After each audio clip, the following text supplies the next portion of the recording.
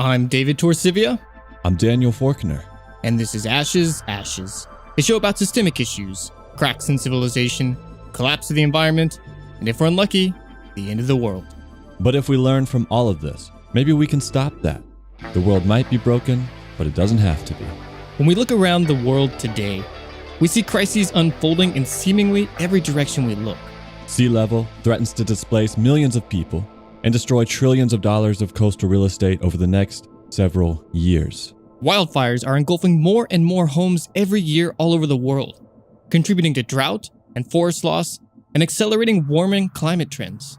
Industrial agriculture, propped up with unsustainable inputs, threatens to deplete global reserves of topsoil and collapse food security for billions of people. The tools for surveillance have rapidly expanded recently, meaning more data is being collected on the private lives of individuals everywhere.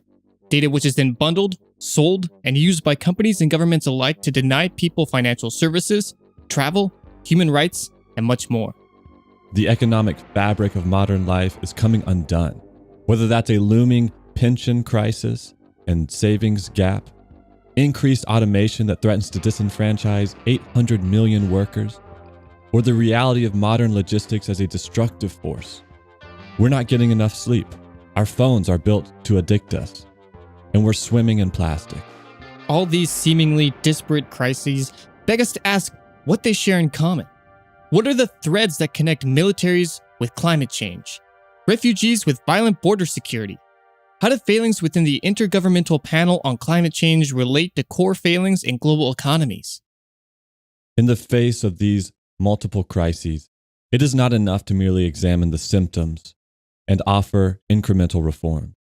We must find the underlying fabric that connects them all. Indeed, these connections lead us to question the most fundamental structures of modern society, from the way property ownership is structured and the ways in which ideas are sold to us, to the very concept of money itself. Only through awareness of these problems and a search for the rot at the core of broader systems can we begin to imagine change and a better world.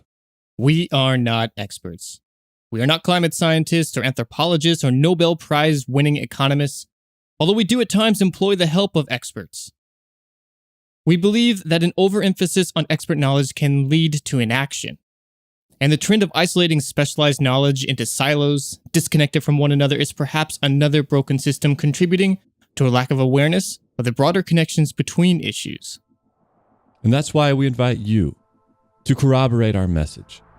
We keep note of every source we use to build these episodes, and you can find a full list of those sources on our webpage, as well as additional links and material worth exploring. We encourage you to be a part of the discussion.